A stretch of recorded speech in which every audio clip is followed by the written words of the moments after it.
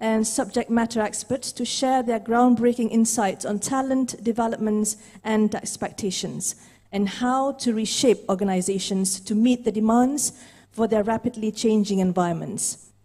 Titled Reset and Redefine, today's full-day event aims to inspire Malaysian employers and training providers to become disruptors and change makers who are able to embrace tech-driven human capital development solutions that can deliver real value to their organization and industry.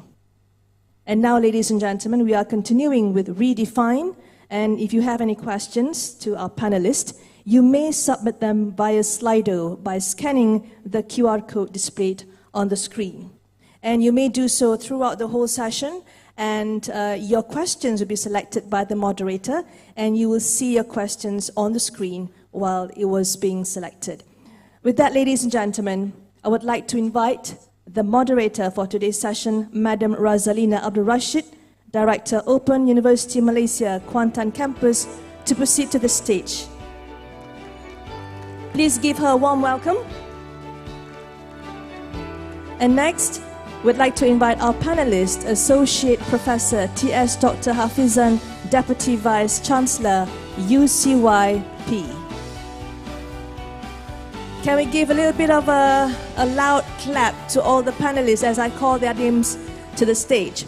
Let's welcome Mr. Ahmad Zulkarnain Abdullah, Senior Head Technical Training Institute, DRB Highcom University. And last but not least, Mr. Mohsin Mokhtar, Trainer, Zaha Advisory, Sundram Berhad. Please give them a big welcome, ladies and gentlemen. So without further ado, I guess we should get started, and I would like to check whether Madam Razalina is ready now to take the floor. Yes, I'm ready. Thank you All very right, much. over to you. Good luck. Assalamualaikum. Good afternoon. Welcome, ladies and gentlemen, for today's Redefine panel discussion, Future-Proofing Malaysia's Training Industry. Apa khabar orang Pahang? Takkan lepas makan dah lapar balik semula? Apa khabar orang Pahang? Because why I'm talking in Pahang dialect, because I daripada orang Raub dia cakap Pahang. Okay, my name is Razalina Abdul Rashid from Open University Malaysia, and I'm the moderator for today Redefine session. It is a great pleasure for us to participate with our three distinguished panelists beside me and to welcome all of you to this event. Our purpose today is to create the space for sharing ideas where everyone in the audience is encouraged to get involved with questions and comments in the end of this session. Let me introduce you to our amazing panelists for today's discussion. On my left, Super Mama. Why I call her Super Mama? She's a lady with 6 children, Associate Professor Technologies, Dr. Hafizan binti Maksum, Deputy Vice Chancellor, Academic Advancement and Quality from University College of Yayasan Pahang, or known as UCYP. Dr. Hafizan obtained her PhD in TVET education from Liverpool John Moore University, UK, her Master in Computer Science, UTM, and her Bachelor in Computer Science from UPM. And why is she here today? Walaupun orangnya kecil molek, orang Pahang kata, mana ingat orangnya? Ngat means very. Okay? Dr. Hafizan has gained 20 years of teaching and learning experience in TVET sector and vast experience in developing corporate and educational strategic plan. So please give her a big round of applause. Super Mama. So next to her, nice looking and very well versed panelist, Encik Ahmad Zulkarnain, Senior Head of the Technical Training Institute of DRB Highcom University of Automotive Malaysia. Previously, he served as Head of Human Capital Development at Post Malaysia Berhad and holds a Master of Business Administration from UNITA. Please give him a big round of applause.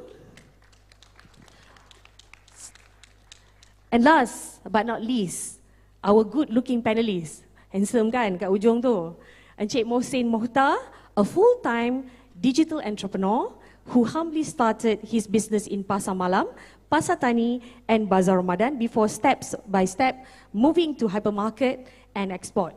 He then marketed his product via e-commerce marketplace platform, holds a bachelor degree in accounting, University of Utara Malaysia, and other various certificates such as HRD Corp, TTT Certified Trainer, and also Meta Certified Lead Trainer. Berikan sedikit tepukan kepada Cik Muhsin. Amboi, bila orang exam ni cepat je, kuat sikit tepukan kan? Baik, before we start with our panelists, let me give you some overview. Pahang is a state divided into 11 districts with 1.68 million population. In 2021, according to Department of Statistics Malaysia, the workforce in Pahang is 67.7%. Therefore, the development of workforce should have been improved in long period of time, specifically in training. Where did Malaysia's training industry head to? Without further ado, I would like to call upon our panelists, Encik Mohsin Mukhtar, to share his opinion on this with his presentation, Malaysia Training Industry Evolution. Assalamualaikum warahmatullahi wabarakatuh. Selamat sejahtera, selamat tengah hari, good afternoon. Thank you very much. First of all, I have to thank our lovely moderator on her nice and sweet introduction of me just now. Yes, indeed, I am evolving myself. So, to make it relatable with words evolution here, I was a pasar malam hawker, and then I doing my own product, market it in e-commerce, e-marketplaces, and doing some export. And then now I'm become a trainer, train people to do what I have done before. One of my friend say that I was a coffee O and then become black coffee, and then now I am becoming an Americano. That was his opinion. But for me, ladies and gentlemen, tuan-tuan dan cik puan semua, jangan risau, saya masih kopi yang sama. Having said that, saya akan bercakap di dalam bahasa Melayu. Terima kasih. Sepanjang presentasi ini, kerana saya akan memperkatakan perkara yang praktikal dan saya akan berterus terang. Jadi tuan-tuan dan cik puan, bercakap tentang Malaysia Training Industry Evolution, saya ingin memperkenalkan tuan-tuan dan cik puan kepada SMILE, S, M, I, L dan E. Pada akhir SMILE ini, tuan-tuan dan cik puan akan menentukan sendiri adakah situasi atau evolusi ini peluang atau ancaman. Saya lihat filem Mat Kilau meletup di Pawagam, pun ada juga mamat-mamat di Facebook yang kata fakta salah, sejarahnya salah. Jadi saya tidak akan berdiri di hadapan tuan-tuan dan cik puan ini hendak mengajar sejarah. Saya tidak akan bercakap tentang timeline dan sebagainya, tidak. Saya akan bercakap tentang situasi sekarang dan saya akan mengaitkan dengan perkara yang berlaku sebelum ini untuk menunjukkan evolusinya. S. Abaikan gambar mamat macho yang ada di situ. Bukanlah saya hendak mengatakan bahawa saya adalah subject matter expert, tetapi apa yang lebih penting adalah itu saja gambar paling sesuai yang saya ada. Tuan-tuan dan cik puan, sebelum tahun 2000 seorang trainer mengajar 100 tajuk. Seorang trainer mengajar 120 tajuk, 150 tajuk seorang trainer. Boleh ambil daripada Google, copy paste, tampal dalam slide. Tetapi selepas era tahun 2000 meletusnya perkara-perkara seperti certification, pensijilan dan sebagainya. Muncullah istilah subject matter expert. Kemudian pada tahun 2010 dan 2015, letusan pemasaran digital. Maka lebih penting lagi untuk kita mempunyai subject matter expert. Jadi untuk memastikan industri ini future proofing dan kita perlu memberi definisi baru kepada industri latihan ini, tuan-tuan dan cik puan, kepada aspiring trainer, saya lihat adik-adik muda di belakang sana yang mungkin hendak menjadi trainer ataupun trainer baru yang ada di sini.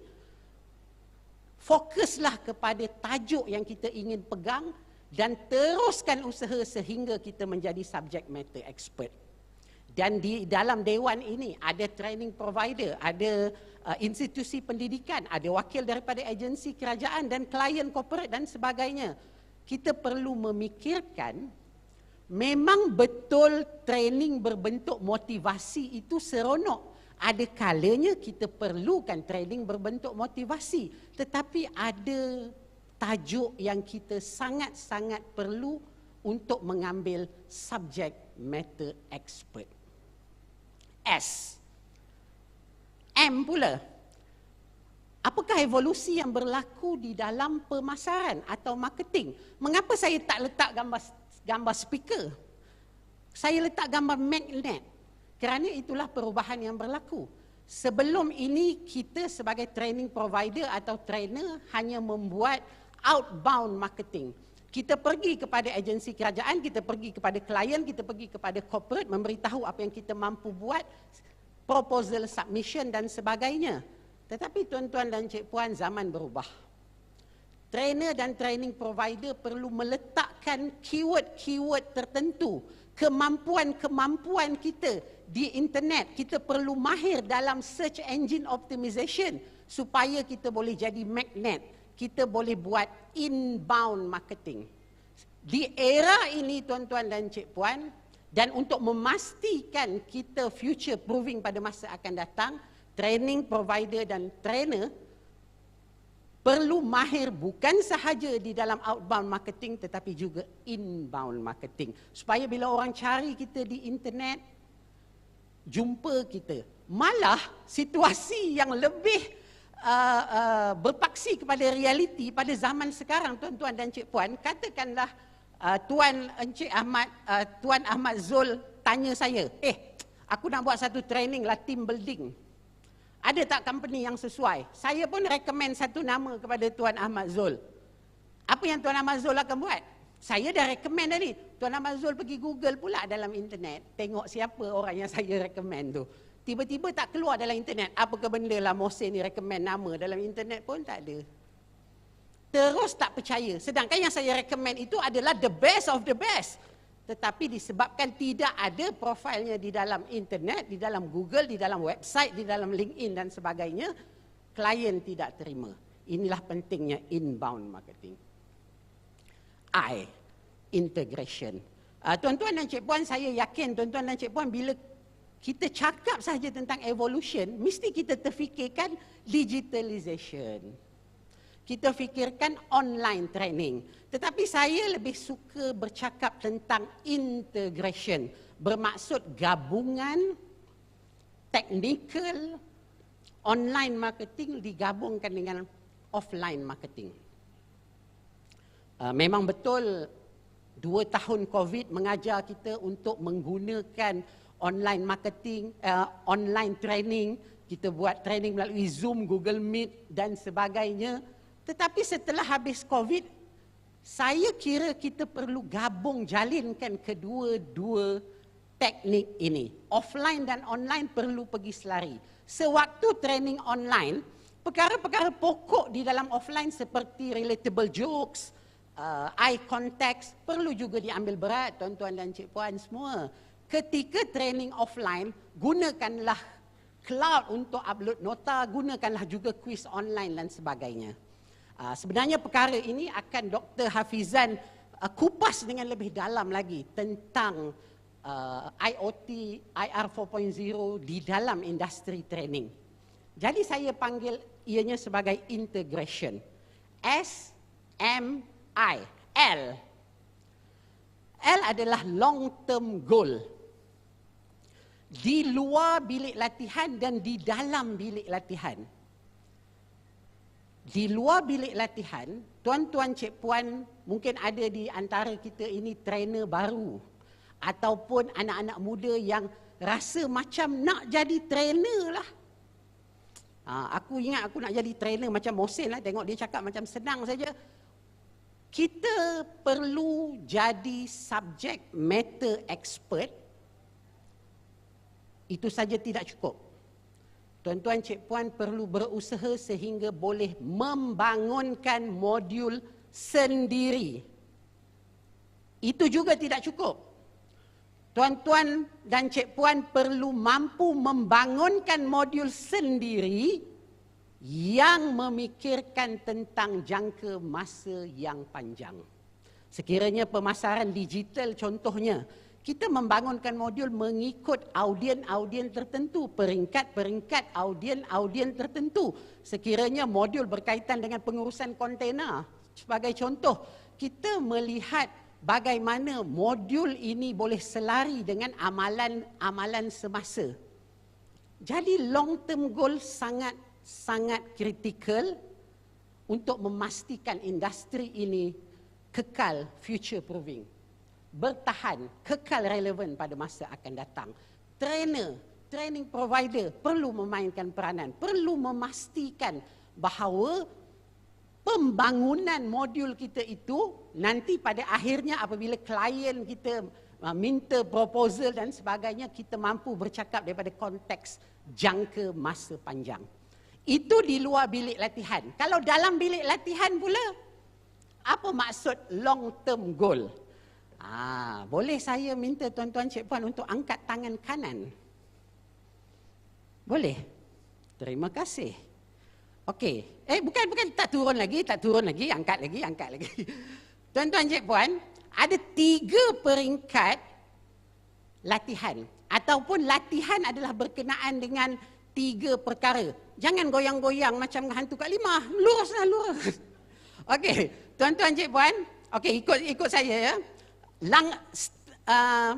Level yang pertama atau makam yang pertama, kita buat tangan macam ni. Latihan menyampaikan maklumat atau knowledge. Ini level yang pertama. Adakah level pertama ini tidak bagus? Bagus. Okeylah, level ni okey. Ini level pertama, maknanya ada level kedua. Ya. Level kedua, angkat sikit tangan. Level kedua bermaksud latihan mampu untuk memperkasakan kemahiran atau memberi skill. Skill. Itu level kedua. Apa pula level yang lebih baik? Tuan-tuan cik puan, angkat tangan lagi tinggi. Level ketiga yang paling terbaik apabila sesuatu latihan itu mampu untuk membina culture, mengubah attitude, mengubah mentaliti. Itu adalah peringkat-peringkat latihan. Okey, turun tangan. Terima kasih kepada tuan-tuan dan cik puan. Bermaksud, cuba tuan-tuan cik puan fikir balik. Di peringkat yang pertama ini, jika sekadar training, dulu boleh bagi maklumat. Dulu tak ada masalah, boleh bagi maklumat, tetapi kita sudah berevolusi. Kalau training sekadar bagi maklumat, Google pun boleh. Dalam YouTube ada maklumat. Latihan perlu pergi ke peringkat yang kedua, iaitu kita perlu memperkasakan skill atau kemahiran. Dan kalau boleh, yang peringkat ketiga itu, iaitu attitude. Knowledge, skill, attitude. Knowledge, skill dan attitude. Dan kita sebagai trainer atau training provider perlu memikirkan level 2, makam kedua dan juga makam ketiga supaya ianya selari dengan long term goal. Barulah ianya berkesan. Kalau tidak, kita hanya sekadar makam yang pertama sahaja, audien akan rasa, alah ini semua aku boleh Google. Ini semua aku cari dalam YouTube pun boleh. Jadi tuan-tuan cik puan, kita perlu memastikan ini. Yang terakhir ataupun E, empowerment. Empowerment adalah satu perkataan yang sangat-sangat dinamik sifatnya. Tetapi secara mudahnya apa maksud empowerment? Kita memberi kuasa kepada subordinate ataupun partner kita untuk membuat keputusan atau mengambil tindakan-tindakan tertentu. Sama juga di luar bilik latihan, corporate client, agensi kerajaan, training provider perlu lebih terbuka apabila membuat training need analysis. Kita dah bukan berada pada zaman suatu ketika dulu, kalau A lah kata klien, A lah ianya, B kata klien, B lah ianya. Tetapi jika boleh saya menyeru kita semua, tuan-tuan dan cik-puan daripada pelbagai latar belakang, ini adalah masanya untuk kita memberikan pihak-pihak yang bersama dengan kita ruang untuk membuat keputusan, ruang untuk memberi nasihat, ruang dan peluang untuk mengambil tindakan atas keputusan mereka sendiri. Barulah training need analysis itu boleh lebih berjaya. Kemudian di dalam bilik latihan. Di dalam bilik latihan juga kita perlu percaya kepada audien, memberi audien ruang dan peluang untuk membuat tindakan dan membuat keputusan. Ingat lagi mula-mula tadi saya cakap kepada tuan-tuan dan cik-puan, saya bentangkan SMILE, tetapi tuan-tuan cik-puan yang akan buat keputusan sama ada ianya peluang atau ancaman. Satu bentuk empowerment. Dan kemudian kita sama-sama buat makam pertama, level kedua, level ketiga. Saya rasa dengan tangan yang sebegini, balik ni karam pun, tengah mandi pun, tuan-tuan cik-puan bila ingat lagi tangan tu, masih boleh ingat lagi peringkat-peringkat latihan. Knowledge, skill, attitude. Sebahagian daripada bentuk empowerment. Jadi tuan-tuan dan cik-puan, apabila kita berhadapan dengan evolusi ini, situasi ini, perkara pertama yang kita perlu buat adalah kita perlu senyum dulu. Smile. Kita perlu senyum dulu. Kemudian barulah kita memikirkan dengan lebih dalam apa itu S, apa tindakan yang kita patut lakukan untuk M, apa pembaharuan yang patut kita buat untuk I, L dan E.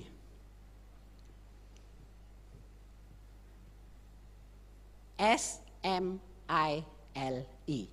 Dan kalau boleh benarkan saya juga untuk menambah sedikit lagi puan moderator dan tuan-tuan cik-puan, kenapa saya mahu menambah cabaran ini? Saya ada dua cabaran yang saya rasa kita tidak perasan cabaran ini. Kita tidak perasan. Dan kadang-kadang itu ianya sangat merisaukan.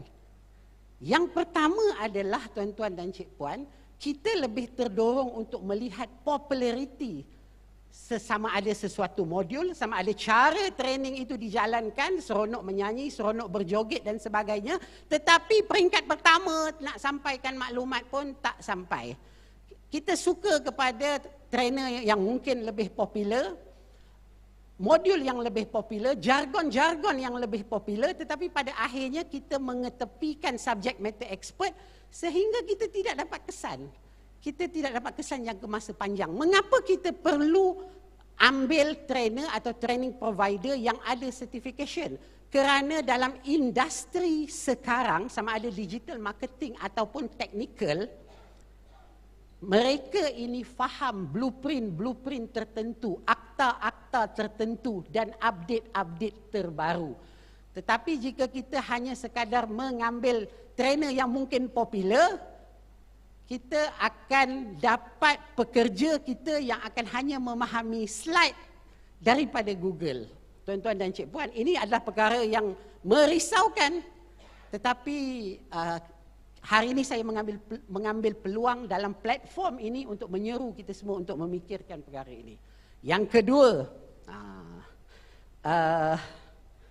tuan-tuan dan cik-puan, being relatable sangat-sangat penting. Bermaksud kalau kita sekadar ingin menyampaikan maklumat terutamanya kepada golongan-golongan muda, audien-audien muda, pekerja-pekerja muda kita, mereka rasa bahawa apa yang disampaikan ni aku pun boleh cari. Apa yang disampaikan ni kalau aku tengok kat TikTok lagi menarik. Jadi tuan-tuan dan cik puan, seboleh-bolehnya untuk mencapai level kedua dan level ketiga, kita perlu menjadikan modul kita, cara latihan kita relatable kepada audien kita. Isu-isu semasa, relatable joke, apa yang berlaku di sekeliling kita, sebagai seorang trainer kita perlu ambil tahu supaya kita boleh masukkan, blend in di dalam modul dan latihan kita supaya ianya lebih berkesan. Sekian saja daripada saya serahkan semula kepada Puan Raza. Terima kasih. Assalamualaikum. Terima kasih Cik Mohsin. Bila kita dah bersama dengan Cik Mohsin tu, kita dapat satu ilmu yang baru, smile. Tapi saya tak nampak pun audience smile. Oh, sebab pakai mask Okey.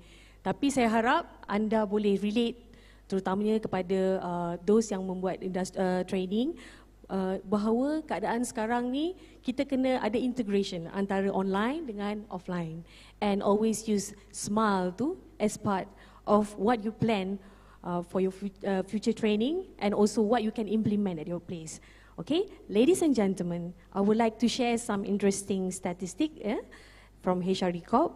There are 4,307 registered employees in the East Coast and 823,098 employees trained, with 220 registered training providers and trainers in East Coast as well. Banyak kan? Itu kita tak kira lagi di seluruh Malaysia. Okay, moving on. Since pandemic, staying relevant in today's rapidly changing and highly competitive landscape poses challenges for both employees and also employers.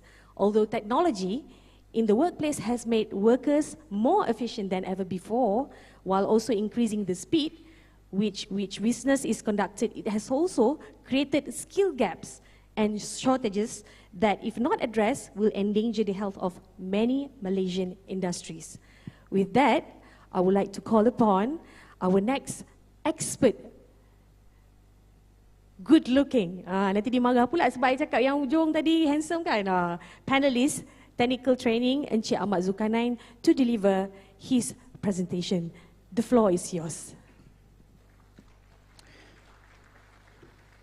A'udzubillahi minasyaitonirrajim. Bismillahirrahmanirrahim. Assalamualaikum warahmatullahi taala wabarakatuh, and good afternoon everybody. How many of you are training providers inside here? Training providers? Boleh angkat tangan tak? Training providers? Tak ramai. How many of you coming from institution like universities? Universities? How many of you coming from students? Or students? Ada student? So yang lain-lain ni just to come here lah kan? How many of you are parents? Parents, ibu dan juga ayah, mak ataupun abah, ada? Okay. It is remarkable. Ada sesuatu perkara yang paling menarik dalam kehidupan kita sebagai seorang parents apabila kita melihat anak kita first time berjalan. Setuju? First time kita tengok anak kita berjalan, daripada umur berapa tahun Okey. 16 tahun berjalan, tak ada.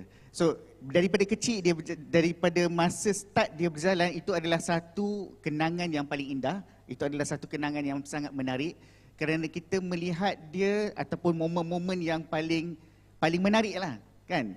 Sebelum tu tak pernah berjalan, tapi kali ni kita tengok dia berjalan. Tapi first time masa dia berjalan, masa anak-anak kita tu yang masa daripada kecil dia berjalan, adakah dia akan berjalan terus? Tidak, bukan? Dia akan bangun, dia akan jatuh. Dia akan bangun, dia akan jatuh lagi. Sampaikan apa? Sampaikan bila dia berjalan tu, bila dia berjalan daripada hujung ke hujung, kita kata apa? Boleh. Sarah, boleh. Lagi. Sarah, come here. Kita panggil lagi kan, kita galakkan anak-anak kita jalan. Dan kita panggil dia dan kita galakkan dia. Ada tak antara parents ni yang kata itu pun tak tahu nak jalan ke? Tak ada kan? Tak pernah lagi kan? Adakah kita kata itu pun tak pernah belajar ke masa kat Lauh Mahfuz? Tak ada kan? Sebab kita menggalakkan pembelajaran. Kita sentiasa menggalakkan anak kita untuk sentiasa terus membangun dan kita memberi motivasi kepada anak kita semasa kita berjalan. Ladies and gentlemen, that's a learning process. Proses berjalan tu adalah satu proses pembelajaran. That's why hari ini there's one message that I want to give to you, and to share with you. Satu message yang saya nak berkongsi dengan tuan-tuan dan puan adalah tentang learning is a journey, not a destination. Learning is a journey, not an event. Pembelajaran itu satu pengalaman yang mana ia bukan satu titik noktah apabila satu pembelajaran itu terhenti. Talabul ilmi faridatun ala kulli muslimin wal muslimat. Talabul ilmi hatta fisin. Tuntutlah ilmu sehingga ke negeri China. Tuntutlah ilmu sehinggalah di akhir hayat kita, dan itu menunjukkan bahawa pembelajaran, learning is a journey. So ladies and gentlemen, dekat sini ada di antara kita yang tuan-tuan dan puan, yang di belakang saya juga adalah guru-guru saya. Tuan-tuan dan puan yang berada di depan saya adalah guru, ada yang doktor, ada yang profesor, ada macam-macam level of education achievement yang tuan-tuan pernah capai, juga satu pembelajaran. So bila kita kata learning is a journey, pembelajaran itu adalah satu perjalanan dalam kehidupan kita. It's a non-stop journey. Yang mana bila kita kata it's a non-stop journey, bermaksud as training providers, as educators, siapa-siapa sahaja yang berada dekat dalam dewan ni perlu untuk melihat bagaimana satu-satu pembelajaran tu dapat kesinambungannya. Dan end in mind of a learning journey is not to be whatever that you have achieved now, but you are going to achieve in your future. That's why future-proofing Malaysia's training industry is very important for us. Tuan-tuan dan puan, ladies and gentlemen, my name is Ahmad Zulkarnain bin Abdullah. You can call me Zul. Tak payah panggil Ahmad Zul. Boleh panggil Zul saja. So I'm coming from a training background, dan sebelum ni saya pernah berada di Human Resource, Human Capital Development, post Malaysia Berhad, within 8 years, dalam 8 tahun. Why I'm sharing this is about the context that I'm going to share with you. Ada satu konteks yang saya nak berkongsi dengan tuan-tuan dan puan, dan bagaimana untuk tuan-tuan dan puan dapat memanfaatkan konteks yang saya akan bawa ni kepada session pada kali ini. I'm in the REDEFINE Group or the REDEFINE Group for more than 8 years, lebih kurang 8 tahun. Dan dalam 8 tahun ni, I'm not sure whether you know the REDEFINE Group. Pernah dengar nama DRB before? Biasa apa yang terkenal dengan DRB? Apa yang terkenal dengan DRB? Lori. DRB HiCom ada beberapa products and services. Yang pertama sekali, DRB HiCom terkenal dengan automotive industry, dan key products ataupun produk yang ada di dalam DRB adalah Proton. So saya tahu ramai yang hendak membeli X70, X50 masih lagi belum dapat kan. Jadi ada beberapa matters. So Proton adalah salah satu daripadanya. Yang kedua, antara company yang paling besar di dalam DRB HiCom adalah Post Malaysia Berhad. Kan? Ramai yang komplain surat tak sampai, parcel tak sampai, parcel baling, segala benda ada. Komplain kat situ, tapi they are improving. And for your information, Post Malaysia Berhad is the highest or the largest, biggest number of employees in the REDEFINE HiCom Group. Dan oleh kerana itu, they are the biggest HRDC levy paid daripada Post Malaysia Berhad. So with this conglomerate, or with these companies yang ada dekat dalam sini, we have around 45,000 staff. Imagine macam mana caranya untuk kita manage learning and development for 45,000 employees. Ramai kan? 45,000 orang. And with whatever that we have learned in the morning, kita tahu yang mana bila kita tengok daripada pagi tu, each level should have their own training programs. Sebab tu, by having this exposure, saya pernah memakai, tuan-tuan dan puan, several caps. During my tenure in one organisation, let's say Post Malaysia, I'm wearing a cap which is I'm the client. Saya adalah klien. And now, in the REDEFINE University, I'm in as Senior Head Technical Training Institute. I'm the training provider. So sekarang saya pakai topi sebagai seorang training provider pula. So pernah pakai topi sebagai klien, pernah pakai topi sebagai training provider. So what are some of the lessons learned? So bagi siapa yang nak melihat dalam perspektif sebagai seorang training provider, we are always looking into getting business.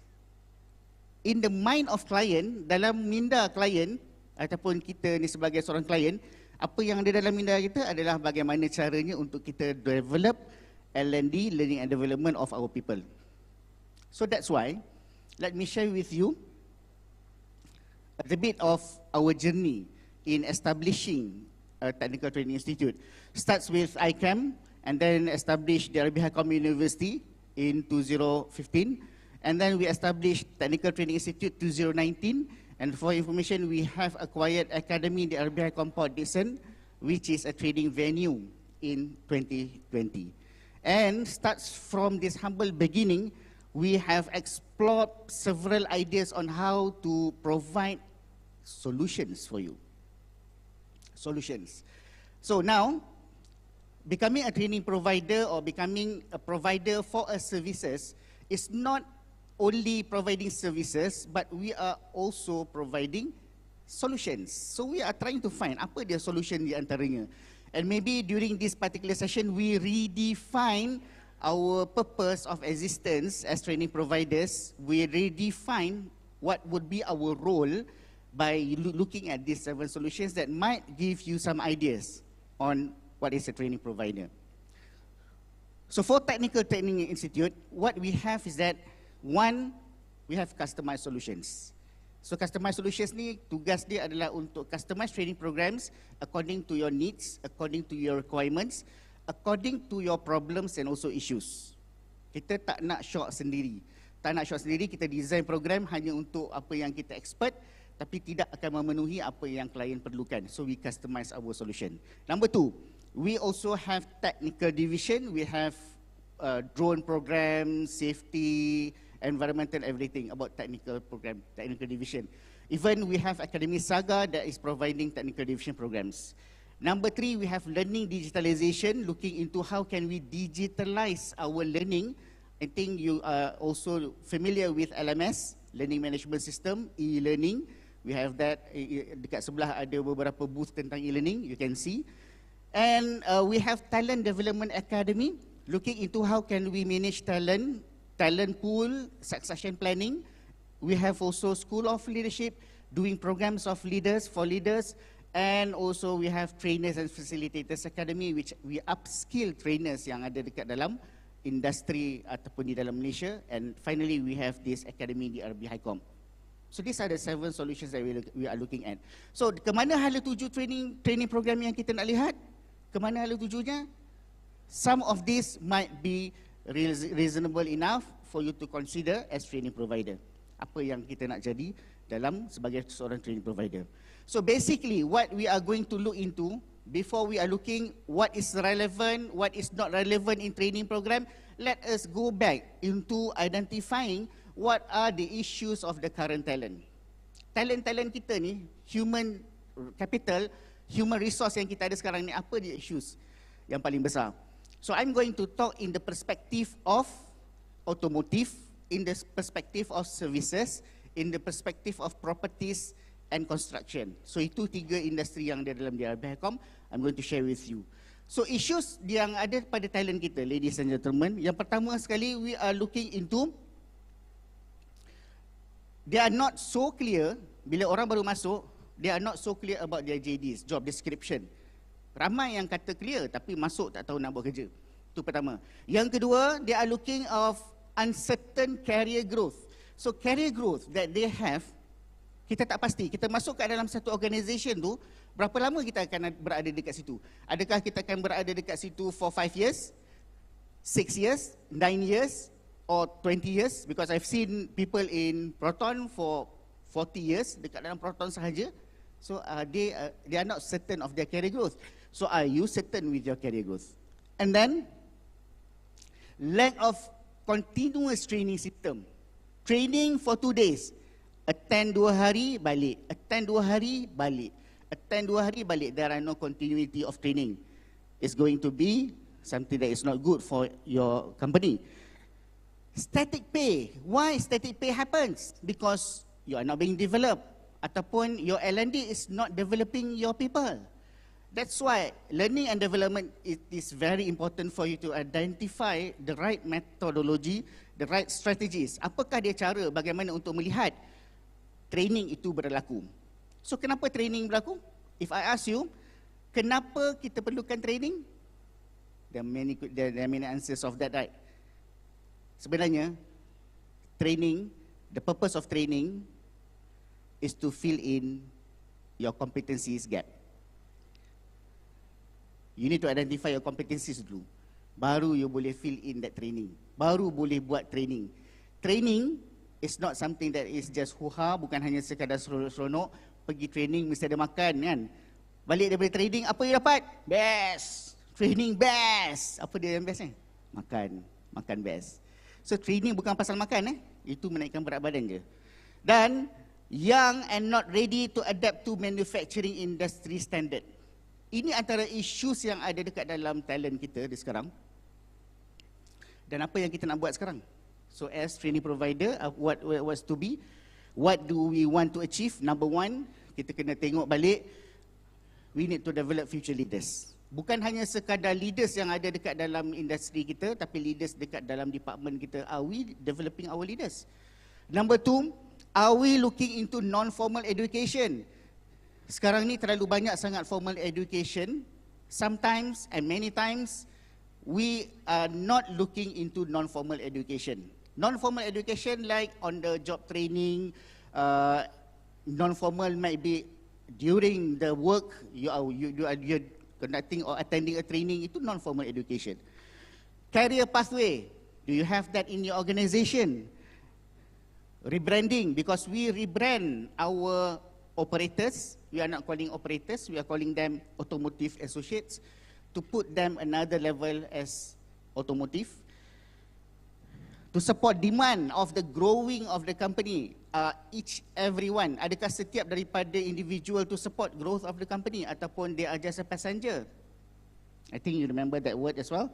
Connection and incentive. Kita ada banyak insentif yang diberikan oleh government, banyak insentif yang diberikan oleh macam-macam agency to develop ourselves, and to sustain manpower is very critical. We can train people, we can get people to be there, we can get people to be in your organization, but to sustain and to retain and remain them over there is not available. Hire skilled worker, and finally, right job, right pay. So these are some of the issues that we need to think of. So as training provider, look at these 9 elements. What do we want to achieve is something that we are looking at and trying to achieve and to improve further. Ini salah satu daripada contoh. We have academy in factory, which we have our people, siapa-siapa yang tak lepas untuk masuk diploma, tak lepas untuk masuk apa-apa college, they can work with us, and we are going to give our certification as well as micro credential. Jadi daripada dia tak buat kerja langsung, so dia akan masuk dekat sini, and these are part of the elements that we are looking at. These are the model of our automotive associate apprenticeship program, which we are currently doing it. So, by looking at this, PwC, PricewaterhouseCoopers has come out to a survey, which is, they are saying that excellent training or development programs are part of the characteristic of an organization. People are looking and joining that particular organization. Kita bekerja kenapa, tuan-tuan dan puan? Ada 2 sebab saja kita bekerja, bukan? Biasanya kita bekerja pertama, biasa untuk dapat gaji, sebab kita perlukan duit untuk hidup. Yang kedua, if there is a development, kalau ada proses pembangunan diri kita dan training berada dekat situ, kita akan tetap berada dalam organisation tu supaya dan kita tidak akan keluar sebab kita ada nampak satu harapan untuk berada dalam organisasi yang cukup stabil. Sebab tu bukan hanya sekadar duit yang kita kejarkan, tetapi pembangunan itu adalah yang lebih penting. So ini adalah dua perkara yang saya nak highlight. Saya just glance through saja. Ada dua perkara sahaja dalam perspektif kami melihat ke manakah hala tuju training industri pada masa akan datang. Pertama sekali, we are looking at skills. Sekarang ni dah tak ada dah cerita tentang hanya sekadar teori. If you are trying to find trainers that has previous real experience. Kalau kita nak trainers yang mengajar leadership, pastikan trainer tu adalah seorang leader sebelum ni. Because it is very important for them. Kita akan tengok skills, kita akan juga tengok daripada sini, daripada 2025 punya projection of skills. Highest apa highest? Highest is about leadership. And basic, kalau tengok kat sini, digital capacity. Digital capability is the foundation. If you are looking into training, digital is now foundation. Kalau dulu kita tengok apa, tahu buat Excel, PowerPoint, publisher ke, itu adalah basic bukan?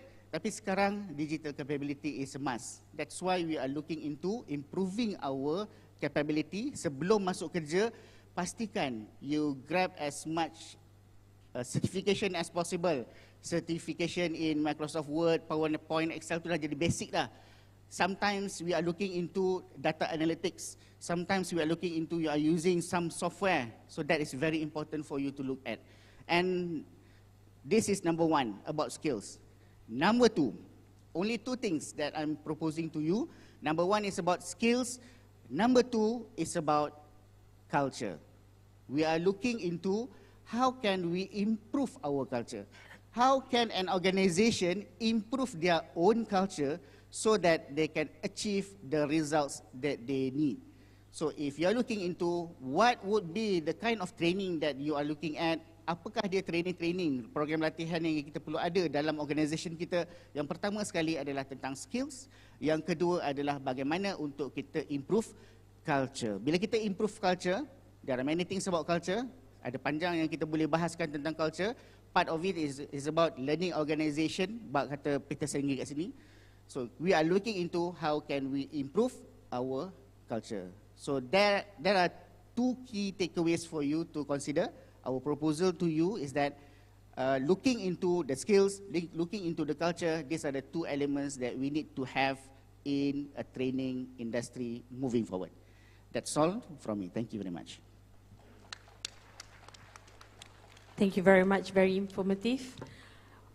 Kalau kita tengok daripada apa yang telah disampaikan oleh Cik Zul tadi, banyak sebenarnya perkara-perkara yang kita boleh ambil tindak balas kepada diri kita sendiri dari segi pengurusan di sesuatu institusi itu sendiri. Okey, sebelum sebelum saya bergerak kepada seterusnya, saya nak tanya dulu. Dalam ni tadi Cik Zul tanya kan, mereka ni daripada institution atau daripada sebagai majikan dan sebagainya. Boleh saya tahu tak, siapa yang mempunyai pengalaman kerja kurang daripada 3 tahun? Boleh angkat tangan? Oh, seorang je. Okey, 5 years? 5 years? Okay. 10 years? 15 years?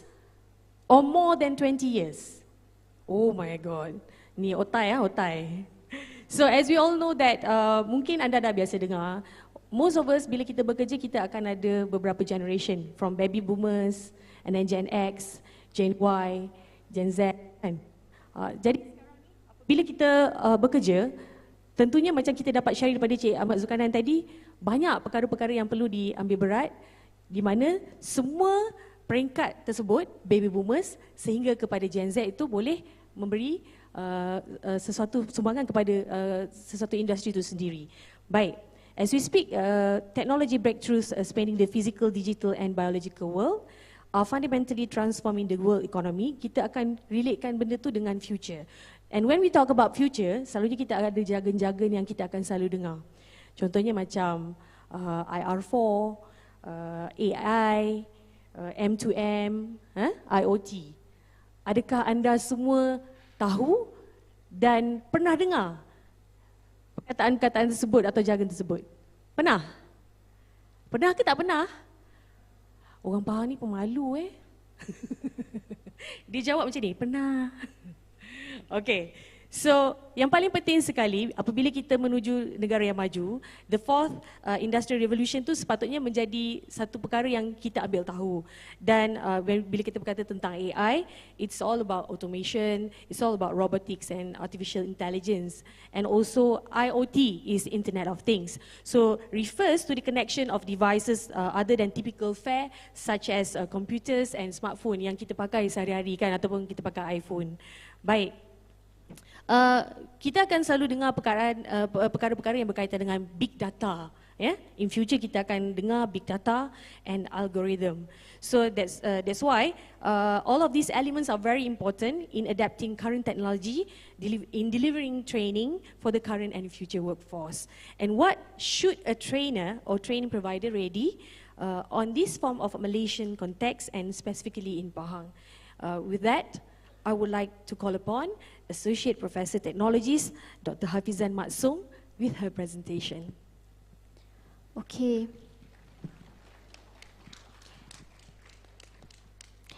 Bismillahirrahmanirrahim. Assalamualaikum warahmatullahi wabarakatuh and very good evening. Saya mohon izin moderator dan tuan-tuan puan-puan untuk saya duduk.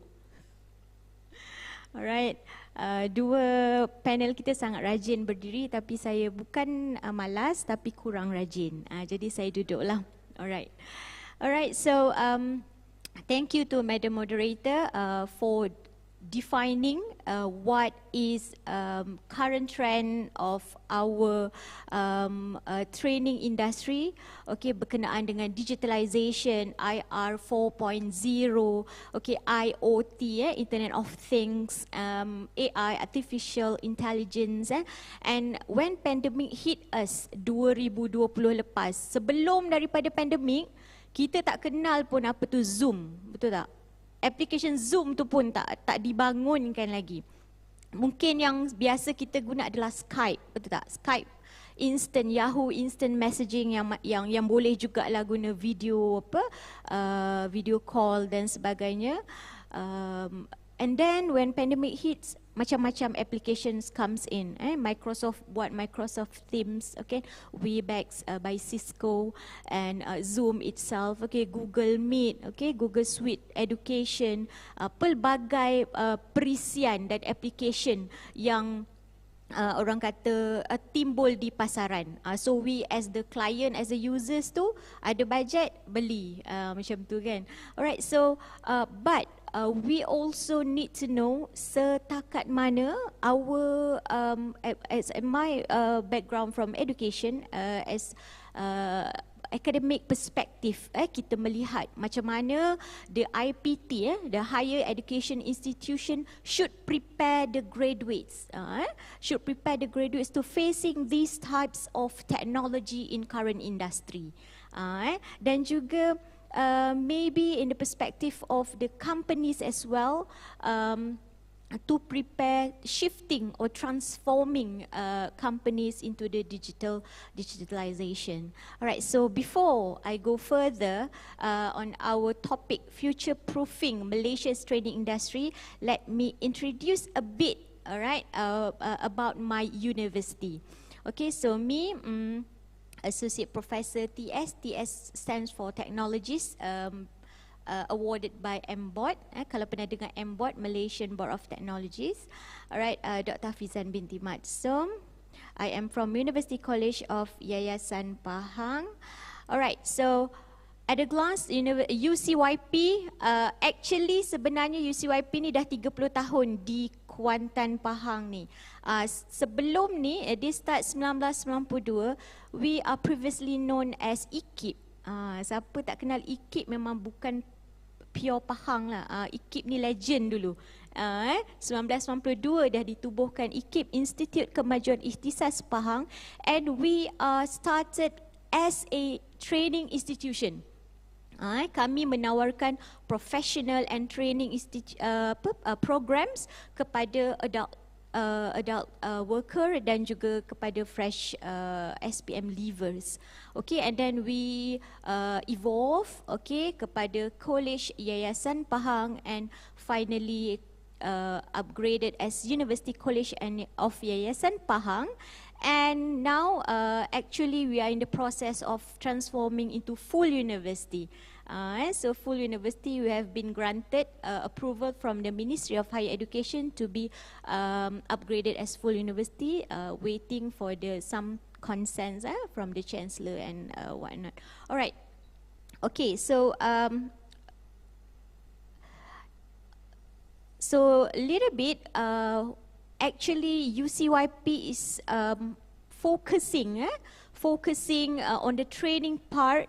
Of course, untuk kita meningkatkan employability of our graduates. Alright, we have the job guaranteed program that we attach with the industries. Alright, this is to enhance the students' employment. Okay, so this job guaranteed program customize training suits with industry need, and also participants able to secure job after completed the training. Okay, sebentar lagi saya akan sharekan beberapa. And also we are offering trainings, ordinary trainings to employees. Alright. Okay. Ini salah satu contoh job guaranteed training yang kami tawarkan. Kami berkolaborasi dengan MyRAS. Okay, MyRAS is an association on robotics. Okay, iSmart training, yang mana student ataupun graduates boleh sertai and then kemudian attach the company itself. Okay, and then also perkapalan. Okay, I'm just go through this. Also basic IT training, okay, just to introduce lah UCYP kepada tuan-tuan dan puan-puan. Sekiranya maybe sebelum ni hanya mendengar UCYP sebuah academic institution yang menawarkan diploma, degree, master and PhD, but we also offer these types of training lah under our wing business development center. Alright. Okay, we also have communication courses, okay, and also industry relevant training such as the leadership program, and also kursus asuhan dan didikan awal kanak-kanak permata, because kami ada program early childhood education. We have our own tadika as well di campus di Bukit Sekilau, so we are also offering this kursus asuhan, which is actually compulsory course untuk pengasuh-pengasuh di taska. Of course, we have safety and health course. So this is our main campus located at Tanjung Lumpur, Kuantan. All of you are welcome, okay, to visit us there. Okay, this is mainly our campus. Okay, we also have sub-campus at Taman Gelora. So this is the legend building lah. Memang legend sangat, dia start 1992 di campus Taman Gelora ni. And then, alright, our hostel, our cafe, alright. So that's all about University College of Yayasan Pahang. Okay. Okay.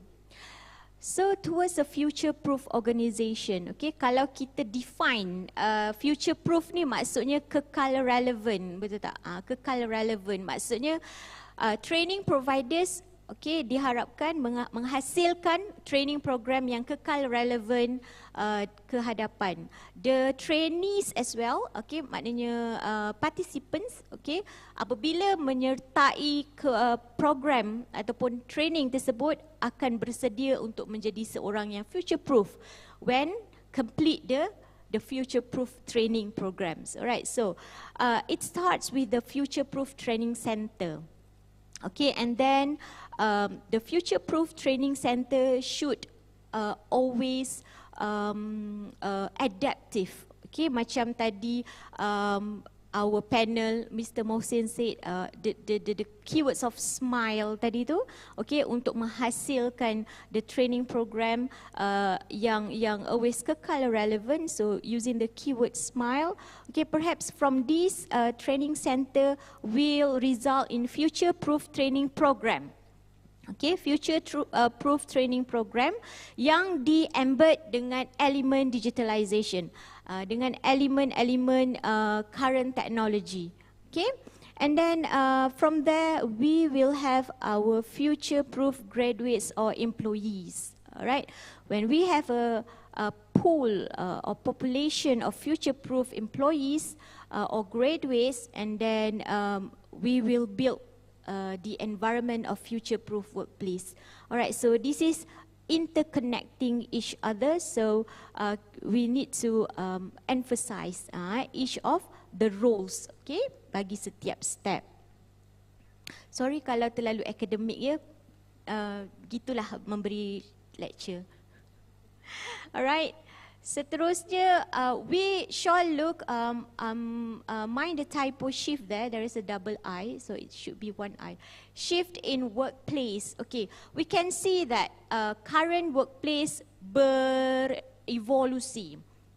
Okay, we can see that there are element of IR 4.0, okay. For our graduates, degrees are obsolete unless with proof of job ready skills. That's why we come across the idea of job guaranteed program. Sometimes degree itself semasa belajar di IPT tu dia tidak cukup. Okay, kenapa? Sebab dekat IPT ni dia ada kredit yang perlu dihabiskan.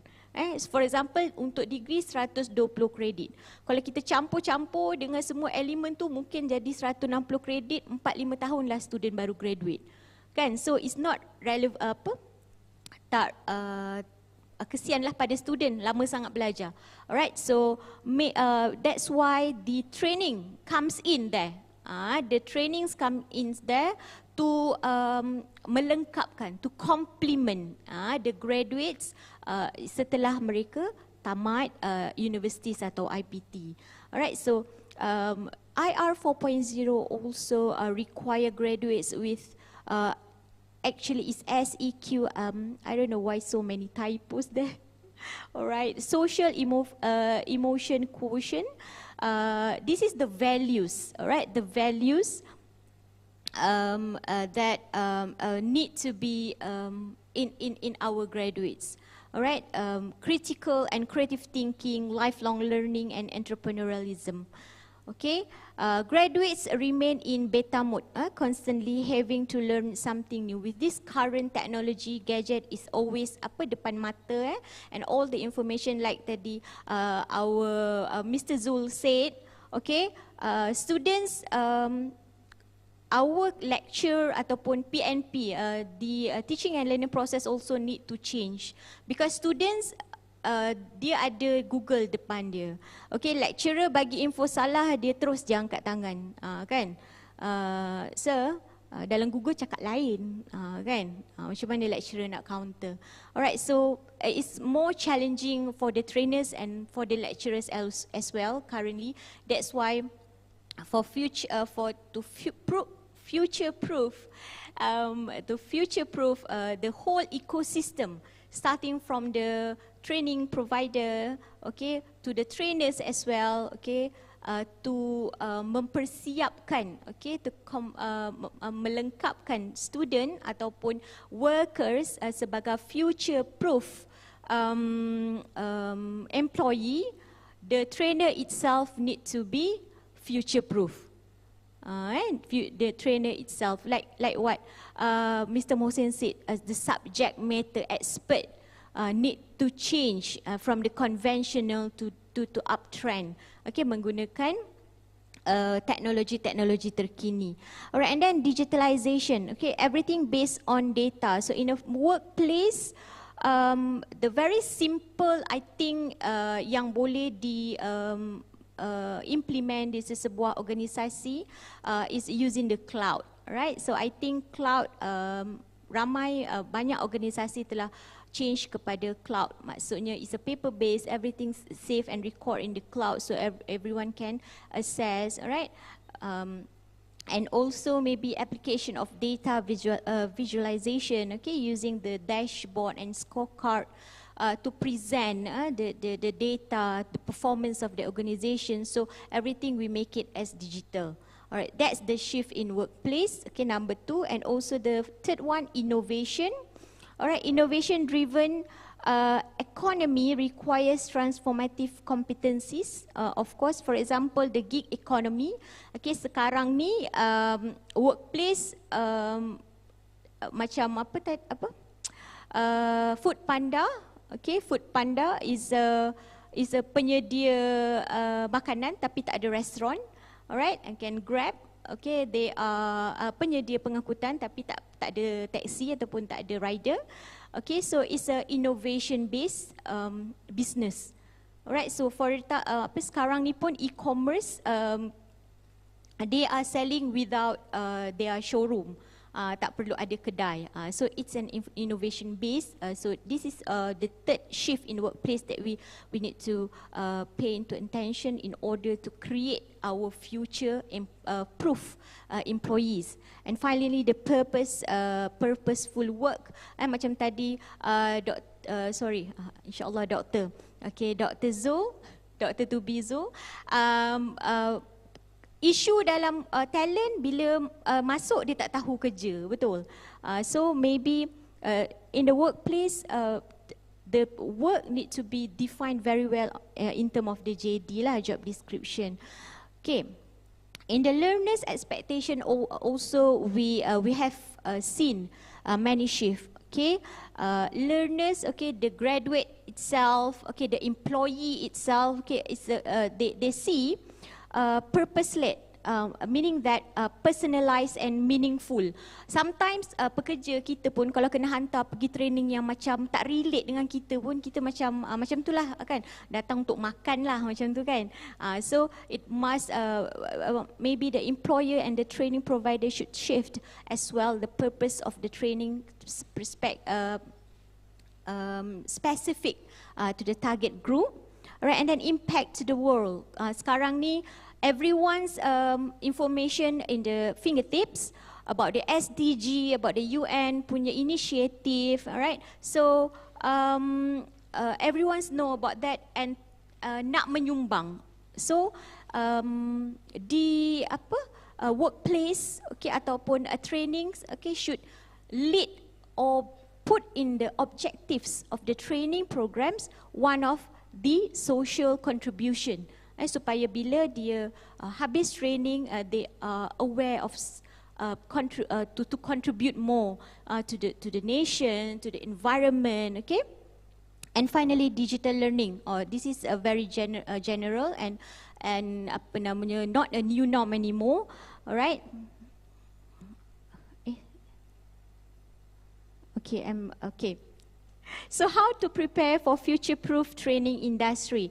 Skilled trainers, of course, this is the trainers need to be digital literate, data literate, okay, social and emotional intelligence, and also technical competencies. The up-to-date facilities, okay, upgraded training facilities of training and cost-efficient strategies. Tak perlu pun training institution nak beli mesin dan sebagainya. Partnership and JV with higher education institution. Right, so it's cost-efficient. And then in trend, training programs, flexible learning methods, all right, outcome-based training, training contents adapting current technologies, and analytic-based marketing, for example, digital marketing, using the social media platform, website, blogs, okay, and the data-driven marketing, okay, and finally, collaboration and network. Okay, this is the ecosystem on how to prepare our future-proof training industry. Perhaps everyone should take into consideration each factors. On the collaboration and network, of course, to find partners, right? Create an expanding business network, complementing instead of competing. So I think that's all. Should I wrap up? Actually, it's a interconnecting functions, okay, from the training providers to the trainers itself, and the training modules or the training programs, okay, and also the training participants, peserta, okay, as well as the higher education institution should be in the ecosystem, dan juga finally the workplace ataupun tempat kerja. Alright, sebab kalau dia bersedia sebagai future proof tapi dia masuk tempat kerja yang masih konvensional pun macam tak boleh nak apply their knowledge, so it's quite a challenge for him to adapt. So I think every aspect need to be adaptive with the future-proof initiatives and efforts. Okay, that's all from me. Thank you very much. Assalamualaikum. Thank you, Doctor. So the main key point of her presentation is shift in learners' experience. Okay, kalau kita sebagai pekerja ataupun majikan, antara perkara-perkara yang kita kena tahu adalah what's in the industry ataupun apa yang ada di luar sana untuk kita grab the opportunity. So soalan saya kepada anda yang berada di depan ni, yang masih tersenyum sebab daripada tadi Cik Mohsin sebut smile, so everybody smiling, alhamdulillah. Adakah anda pernah membuka website HRD Corp? Okey, kita buat pengakuan ya. Siapa yang pernah buka website? Pernah go through the website of HRD Corp? Boleh angkat tangan? Berapa ramai? About I think 30%. Yang tak pernah pun explore HRD Corp punya website. Mengaku? Sila. Okay.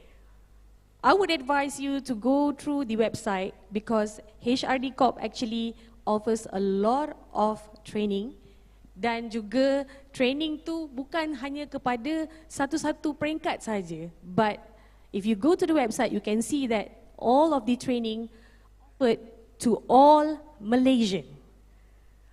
All Malaysian bermaksud sama anda bekerja atau tak bekerja, anda baru bergraduasi dan banyak lagi. Pagi tadi pun kita baru mendengar ucapan daripada Datuk, our Datuk CEO, Datuk Arif, mentioning about HRD Corp micro credential.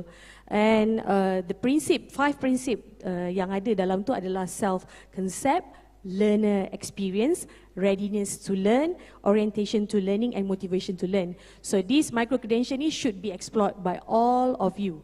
Ya, sebab program ini adalah merupakan salah satu gabungan bersama dengan KPT, MOHI, dan juga satu hari nanti akan diakreditasikan. Jadi gunakan peluang ini, buka website HRD Corp. Bila saya buka website HRD Corp tu, saya pula rasa teruja sebab terlalu banyak kursus-kursus yang ditawarkan dan mungkin ramai yang tak tahu. Jadi hari ini kita nak share dengan orang Pahang, silalah buka website HRD Corp. Okay? Baik. Meantime, if you have any question to our panelists, you may scan the QR code displayed on the screen. And following this, you will be taken to a Slido page where you can type and submit your question. Kalau anda ada soalan, just scan dan type soalan. Tanyalah soalan-soalan yang berkaitan sebab yang ada kat depan ni adalah mereka yang sangat expert but very humble dan tak kedekut untuk berkongsi ilmu. Tadi pun saya ada jumpa beberapa orang pelajar dan beberapa orang majikan di luar. Bila saya tegur dan tanya, mereka kata saya takutlah nak tegur kan. Saya baru moderator tu, belum lagi expert-expert yang ada kat sebelah ni. Okay? Baik, before we proceed to the next round, I would like to share another interesting key statistic from HRD Corp. Untuk pengetahuan anda semua, terdapat 21,562 training places approved in East Coast. Siapa yang ada di Raub, siapa yang ada di Bentong, siapa yang ada di Lipis, ada 11 daerah tadi kan? Di Kuantan dan banyak tempat lagi, Cameron Highland, cubalah anda cari. Di East Coast ni ada 21,000, bukan ada satu di Bentong, satu di mana lagi? Di Rompin, anda boleh cari di manakah training centers ini. And more interesting to know that a sum amount of ringgit Malaysia 13.56 million. Bukan ringgit Bukan ringgit saja, dia million lah. Maksudnya financial assistance provided for training ini di East Coast, and if you go to the official HRD Corp yang saya katakan tadi, anda akan dapat cari dan menggunakan semua peluang-peluang yang dia telah ditawarkan kepada anda tu. Orang kata ibarat kalau kita makan tu dah suap dekat mulut je, tunggu kita nak makan je. Orang kat Pahang ni memang dia manja sikit, dia suka bersuap. Kadang-kadang kita dah sua, orang Pahang cakap sua kan, dah letak kat mulut, dia malu juga, tak apalah. Kan? So all of you outside there, please go to the website. Baik, kita nak pergi ke round kedua, tapi sebelum ke round kedua ni, saya takutlah ada yang tidur ni. Apa kata kita bangun sekejap? Boleh bangun tak? Bangun sekejap. Saya tak nak paksa, pagi tadi saya rasa macam Mr. Arul pun ada minta anda bangun kan? Kalau Mr. Arul suruh anda ke kiri dan ke kanan, apa kata kita relax dulu. Saya nak minta anda bernafas dalam 5 kali sahaja. Boleh? Sebab sometimes kita lupa nak bernafas. Betul? Kita rasa macam kita dah selalu buat semua benda tapi rupanya kita lupa nak bernafas. Okey, bila saya kata up, semua tarik nafas. Bila saya kata down, semua lepaskan nafas. Boleh? Ready? Ready Ada yang duduk tak? Tak boleh duduk, kena berdiri. Okay, ready? 1, 2, 3. Tarik. Hembus. Tarik. Hembus. Tarik. Jangan menangis, nafas je. Hembus. Tarik. Hembus. Thank you very much. Kita berikan tepukan kepada diri sendiri dulu. Sebab bernafas hari ini. Okay? Baik. For the next round. As for myself, saya daripada Open University Malaysia. Dan Open University Malaysia ni adalah merupakan satu IPTS yang menawarkan program e-learning from since 2000. Kalau sebelum ni, bila kita cakap pasal e-learning, kebanyakan orang dekat Malaysia ni dia macam fobia. Kalau kita kata belajar macam mana kita kata belajar kita fully online, tak nak. Apabila saya pergi ke luar negara pun, jumpa dengan orang ramai daripada Filipina, daripada India, daripada Indonesia, kebanyakan mereka bila cakap pasal e-learning tu dia relax je. Sebab even though dia dekat satu kawasan pedalaman, e-learning tu adalah something yang dia dah explore, dan kalau boleh dikata di Indonesia sebagai contohnya, mereka dah ada banyak Android dan ada phones kan. Orang Malaysia masih lagi macam ada skeptical sebelum ni.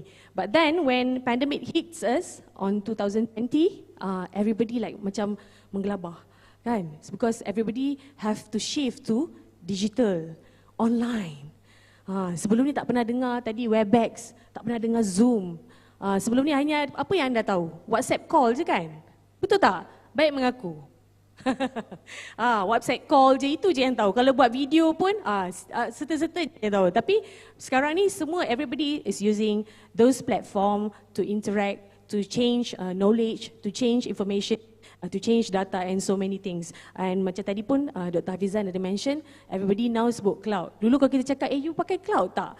Awan? Kan?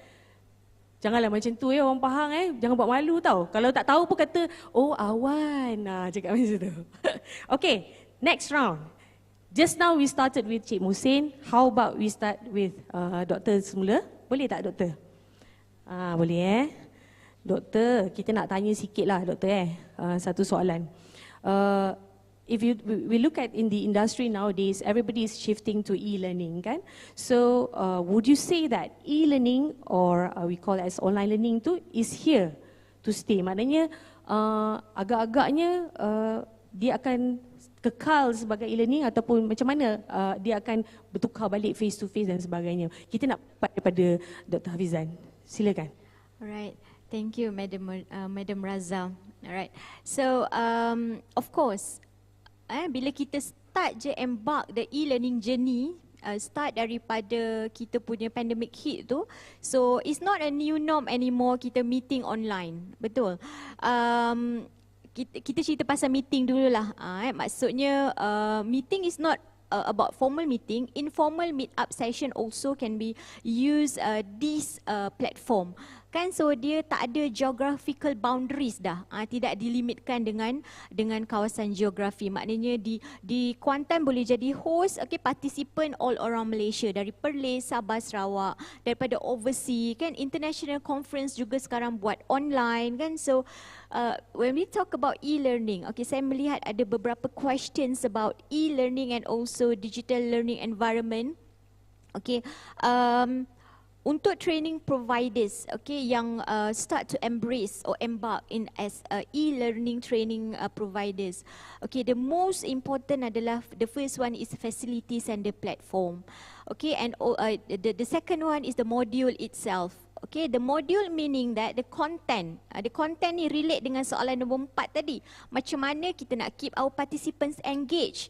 Kalau kita setakat tayang slide and then kita baca je slide kan, participant tutup kamera dia tidur. So make sure the content, that's why the content creation of modules of e-learning ni sangat penting. Setiap beberapa minit, okay, mungkin after 10 minutes, okay, to make engagement with the participants, you try to switch to other applications such as quizzes, alright, and then Kahoots. This is samples of application yang kita boleh engage with the participants. Okay, quiz kejap untuk kita tengok berapa ramai yang participate, or spinning wheel. Okay, spinning wheel is one of the application yang menarik juga. Participant dia suka lah kan, dia jawab lepas tu tengok dia ranking nombor berapa, macam tu kan. Alright, so this involved in a module development of e-learning lah.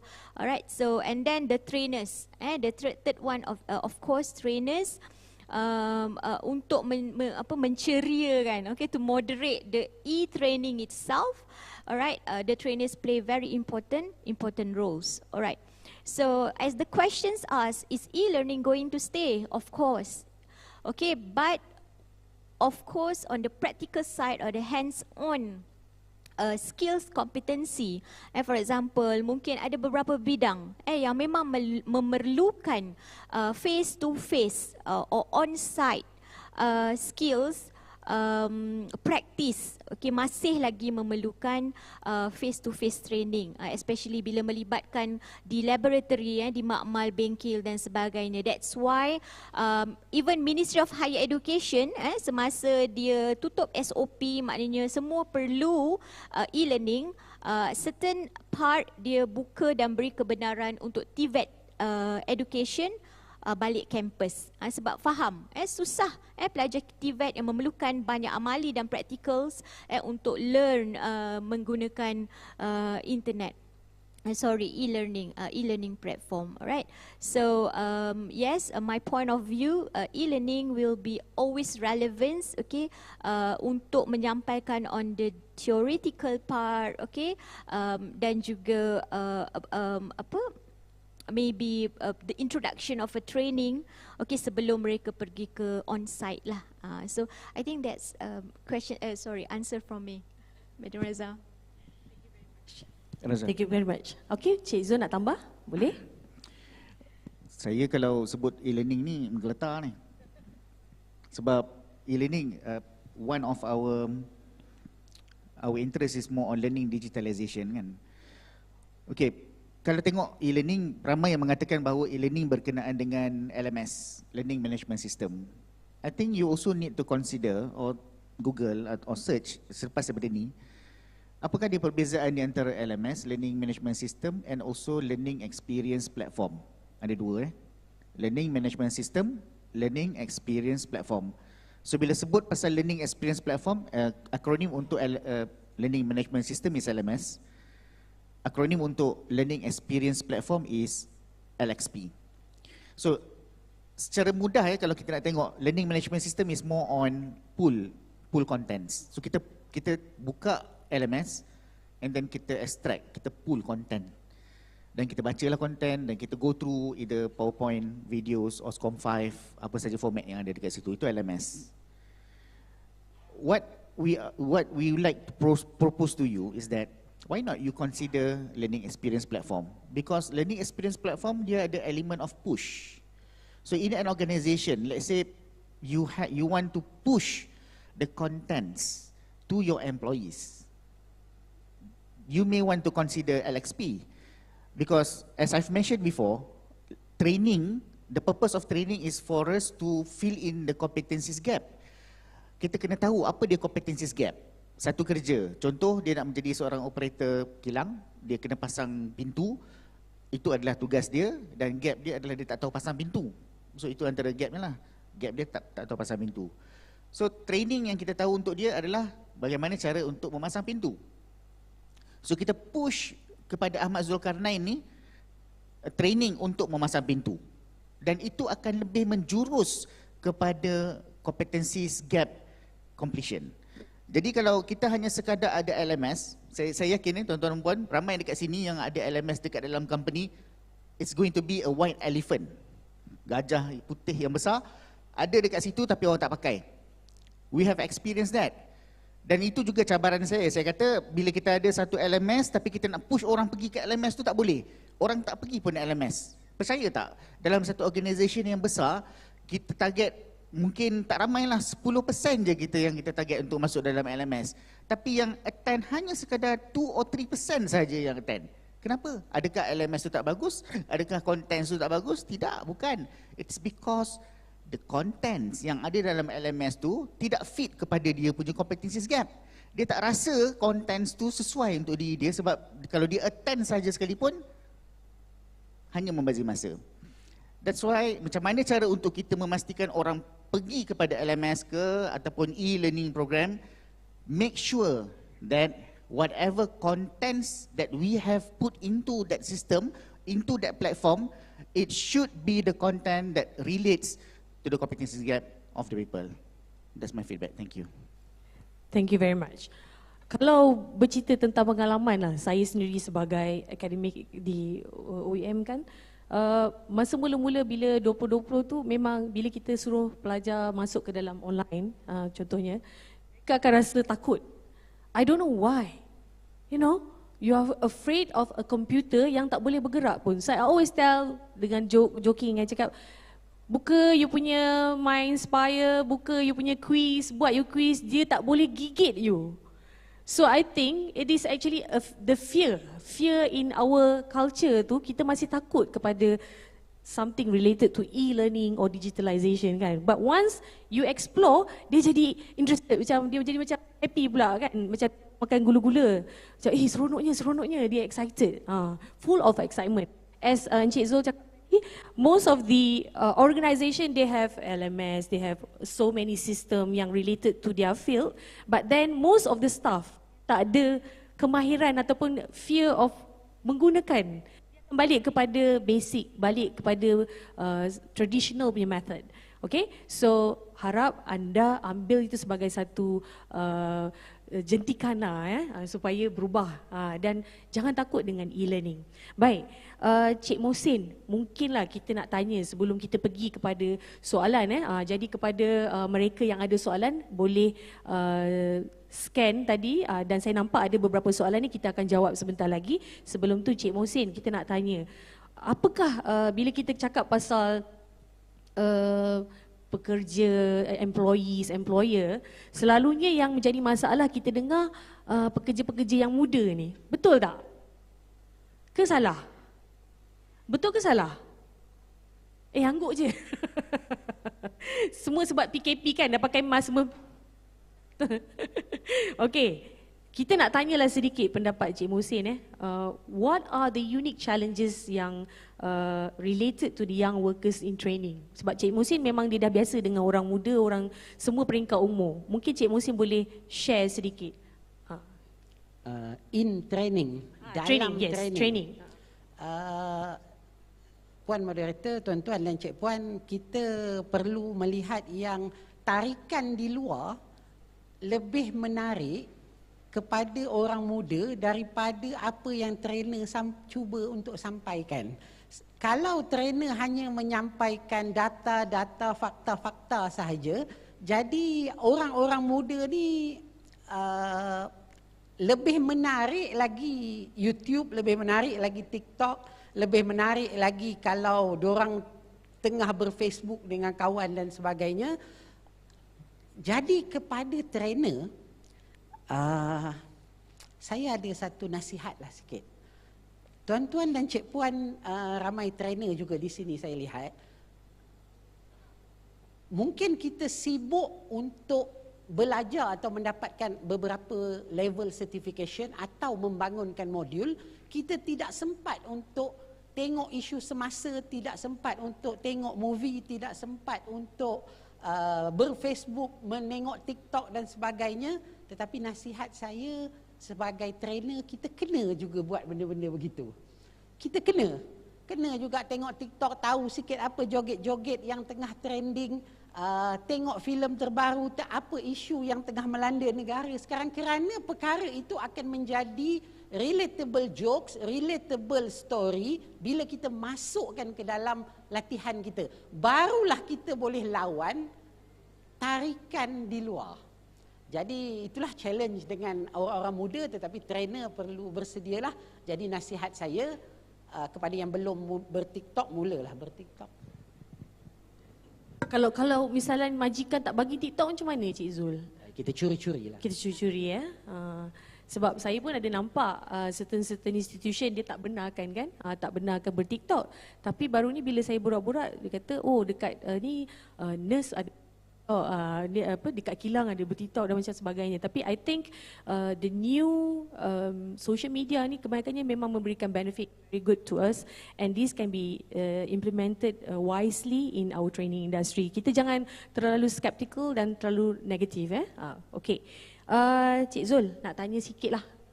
What are the key elements to develop a good training plan? Sebab you orang expert, kita kena tanya. Daripada Post Malaysia, kalau tanya dekat orang DRB, memang dia akan sebut nama Cik Zul ni baguslah, dia hebat. Bila saya jumpa orangnya very humble.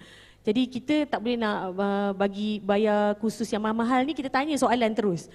Boleh tak you share Cik Zul? What are the key elements yang perlu ada? Okay, training plan ataupun kita tengok tentang macam mana untuk merancang program latihan. Jadi itu soalannya kan. Jadi dalam 1 tahun biasanya kita akan buat yang dinamakan sebagai training needs analysis kan, TNA. Perkataan training needs analysis ni saya harap semua yang ada dekat sini, trainers ataupun training department, L&D patut tahu ataupun jelas tentang ADDIE model, ADDIE. So ADDIE itu namanya ADDIE model kan. Start dengan analysis, design, develop, implement dan juga evaluate. Kalau ADDIE model ni tak faham, masalah bagi L&D department tersebut dan juga masalah bagi trainers tersebut. Jadi kalau melihat kepada training needs analysis, macam mana untuk kita merancang training plan kita, sebenarnya kalau kami punya proposal kepada tuan-tuan dan puan, cadangan kami adalah sebelum ni kalau kita lihat training needs analysis, kita start dengan apa?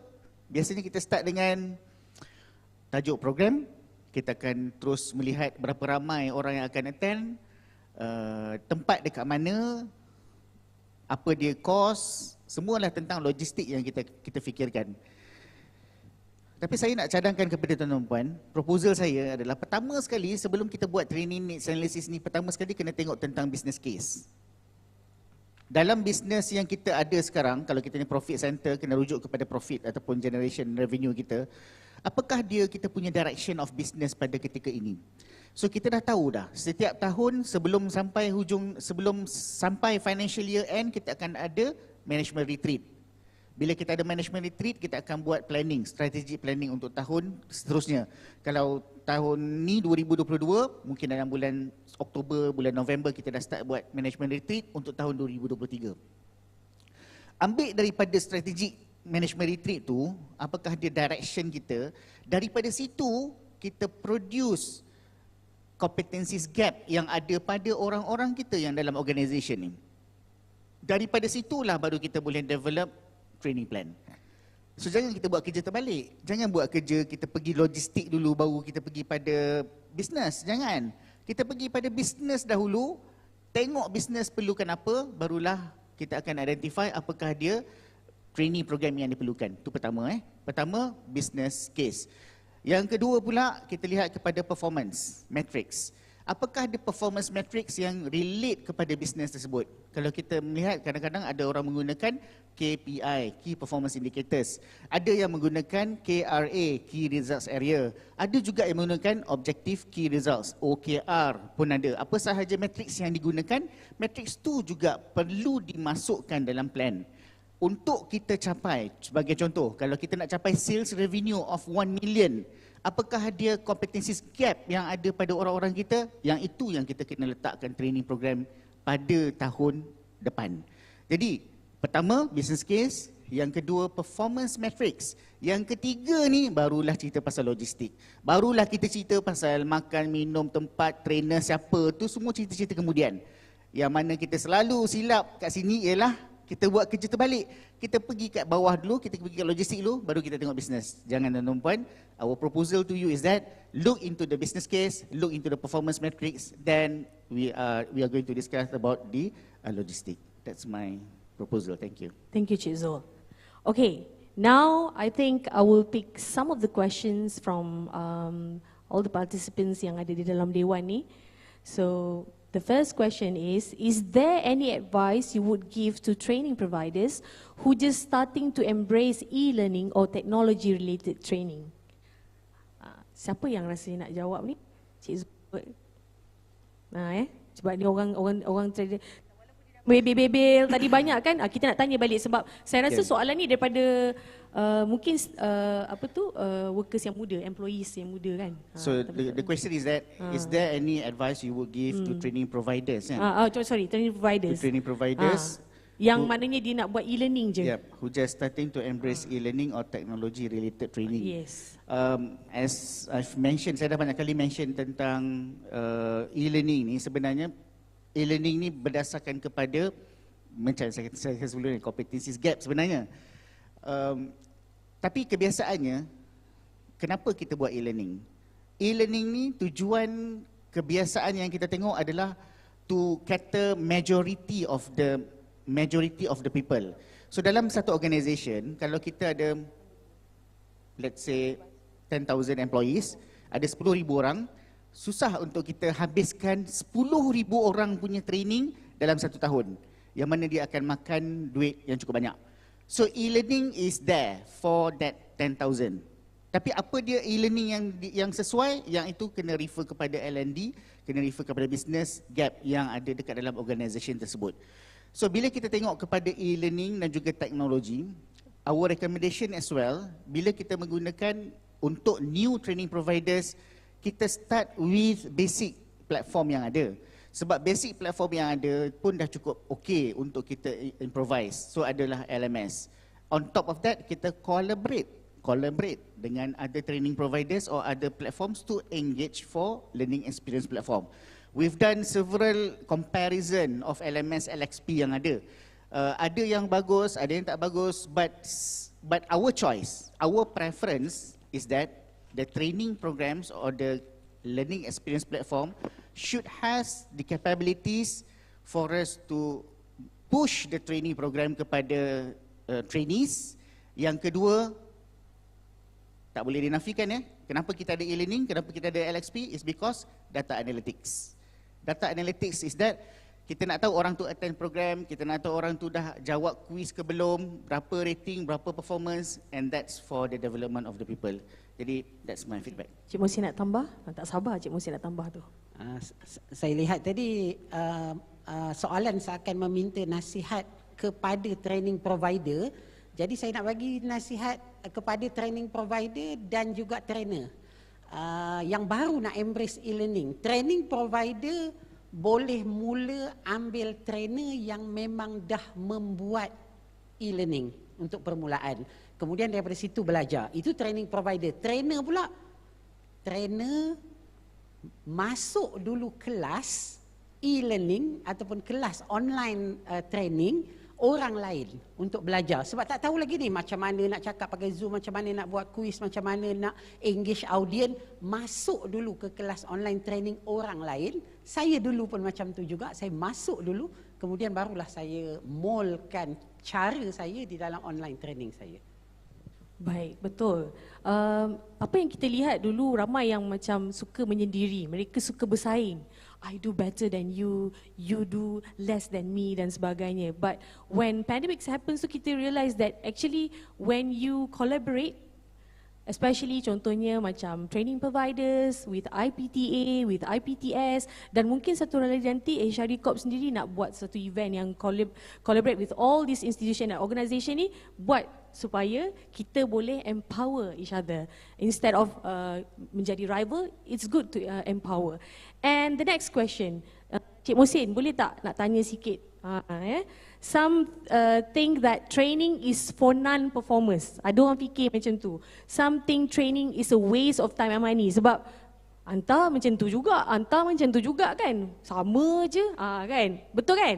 Betul tak? Ramai yang mengangguk. Tapi senyap je sebab takut ada bos kat sebelah kan. Okay, how to break this mindset, especially if it is coming from the management? Baik, Cik Mohsin, sedikit. Apabila management merasakan bahawa training hanya untuk non-performers, ataupun management sendiri merasakan bahawa training itu membuang masa dan sebagainya, saya suka untuk ingatkan bahawa mengapa training itu tak memberi kesan, kerana dia tidak boleh mengubah attitude. Peringkat yang ketiga tadi, dia tidak boleh mengubah culture, dia tidak boleh mengubah mentality.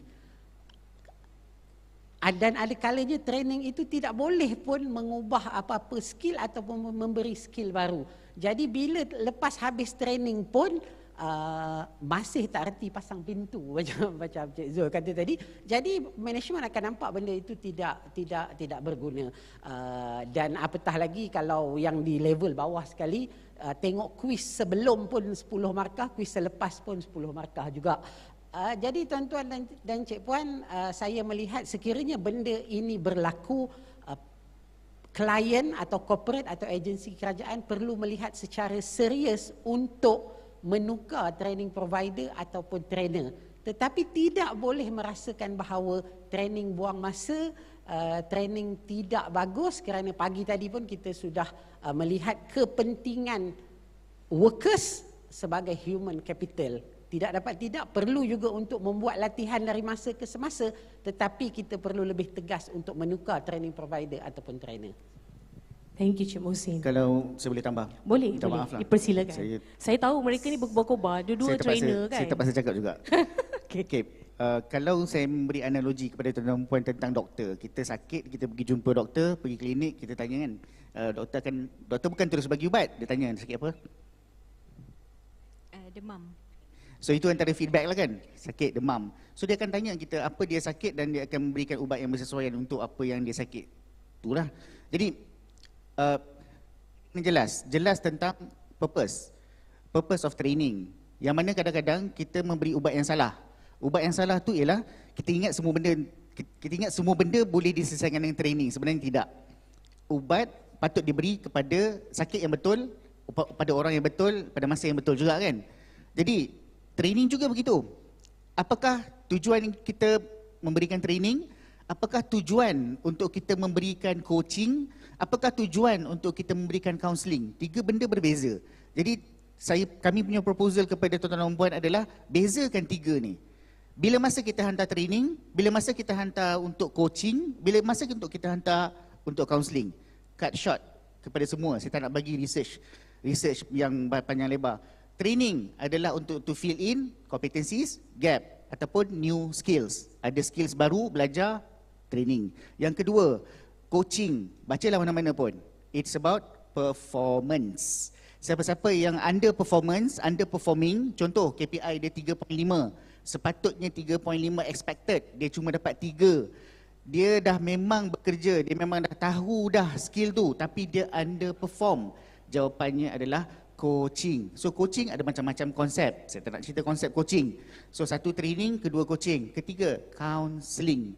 Masa bila kita hantar orang pergi counselling? Adalah apabila ada personal problems, ada internal issues, ada masalah dalaman yang tak boleh diselesaikan. Dia gaduh dengan orang ni, dia gaduh dengan isteri dia gaduh dengan anak dia, gaduh dengan suami dia gaduh dengan semua orang dekat sekitar. Ada personal problem. Jawapannya, Kaunseling, bayangkan kalau tuan-tuan berikan training kepada orang yang mempunyai masalah peribadi, ada masalah tu, masalah peribadi dengan orang lain, tuan-tuan hantar training, bagilah 7 hari 7 malam, 1001 malam sekalipun, dia tak akan dapat berubah kerana itu bukan ubat yang betul untuk dia. Training, coaching, counselling, pastikan jawapan yang betul. Kita biasa dengar dekat mana-mana tempat pun ada geng tingkap, geng tudung saji, dia ada banyak-banyak geng kan. So setiap individu tu dia ada pelbagai jenis karakter. Bila dia bergabung, definitely dia kena complement to each other kan. So saya pun nak tanya pendapat Dr. Hafizan sebab Dr. Hafizan ni merupakan ladies. Mesti dah jumpa macam-macam jenis perangai orang. Maybe you can share a little bit of this on this lah. Boleh Doktor? Okay, thank you. I think untuk kita convince di bahagian top management untuk accept certain trainings for our subordinates, it's a challenge ataupun cabaran lah kepada, satu adalah bahagian human resource lah, HR, dan yang kedua adalah HOD sendiri, untuk convince why this training penting. Okay, because we know that budget always limited. And then training always sometimes require loss of fund ataupun money lah, okay, cost, right? So how to persuade ataupun convince our top management to ensure that the training, the return on investment of the training yang diberikan kepada employees tu really worth. So I think the peranan of the HOD, of the human resource, to make sure to show, okay, the intangible and tangible benefits lah seseorang pekerja tu. For example, me myself, I've ada around 150 lecturers under me. So I've analysed a certain expertise of the subject matter experts really needs this training. And sometimes one training costs about 10,000. Okay, sometimes only maybe 1,000. So the approach may be different. Okay, approach untuk convince the management why we should send this staff or lecturer to this 10,000, because we will get the ROI maybe within 6 months, triple. Okay, she can then be the trainer, okay, and make money out of it. Alright, so I think macam mana kita nak tukar mindset, sama saya sependapat dengan Cik Zul. Sometimes the management, sebab dia tak nampak lah kan efeknya hantar training sama, that's why maybe they have that kind of mindset yang reluctant to send. So it's a challenge and orang kata cabaran kepada HOD dan juga HR untuk always keep up with the skills of dia punya employees, alright, and ada rasa untuk meningkatkan competency, skills, KSA itulah, knowledge, skills and abilities of the employees, and then identify. And I'm not agree that training is only for non-performers, is across the employees lah. Semua orang berhak untuk dapat trainees. Okay, KPI pun setiap employee kena ada 40 hours per year kan juga untuk hadir the training. So that's the challenge lah in these organizations, untuk make sure that certain employees yang memang berhak untuk dapat training tu will be appointed to the training. Right, that's from my point of view. Thank you. Kepada participants yang ada di depan ni, bagi mereka yang mungkin very young employees ataupun young training providers, kan, you should know about KPI. Surprisingly, I pun selalu go around and ask, what's the KPI of your company and so on. Dia pun tak tahu KPI itu apa. KPI dia tak tahu apa. Jadi orang kata get ready with yourself. Tahu apa benda perkara-perkara yang perlu anda tahu apabila anda menjadi ikan, menjadi seorang pekerja, menjadi seorang trainer. Okay? Baik, to sum up, As Malaysia embarks on its journey towards greater digitalization and sustainable development, more efforts must be made to ensure that we remain competitive in the future. And therefore, training industry is very important in providing and equip all Malaysians, specifically in Pahang, with IR4 knowledge and skill sets, whilst also boosting workforce productivity. So as in future, there will be new kind of profession such as big data, kita akan ada big data analyst, and then kita akan ada Internet of Things punya expert. Tadi kita dah dengar Dr. Hafizan cerita, and then kita kaitkan pula dengan apa perkara-perkara yang kita kena tahu apabila kita nak jadi satu trainee yang bagus daripada Encik Zul dan Encik Musim dah bagi, walaupun nampak simple je, smile, SMILE, naik turun bawah semua tu. Everything is important for us to equip ourselves, and embedding digital innovation will definitely accelerate the effort for future-proofing Malaysia's training industry. So I would like to thank you to all respected panelists. Please give them a big applause. Terima kasih Dr. Hafizan, Encik Zul, Encik Mosid, and thank you to you all, ladies and gentlemen, for your participation today. Kalau ada salah dan silap, harap maafkan. Assalamualaikum warahmatullahi wabarakatuh, and have a great day ahead to all. Terima kasih. Ladies and gentlemen, please give them a big round of applause to our moderator and panelists for the session of REDEFINE. Thank you once again to our moderator, Madam Razalina Abdul Rashid, for moderating that session. It was a very interesting one, and I hope you all have, enjoyed that as much as we all did. So information overload today. But I hope you guys are doing well. Yeah. So thank you once again. Ladies and gentlemen, as the saying goes, for every beginning there is an ending.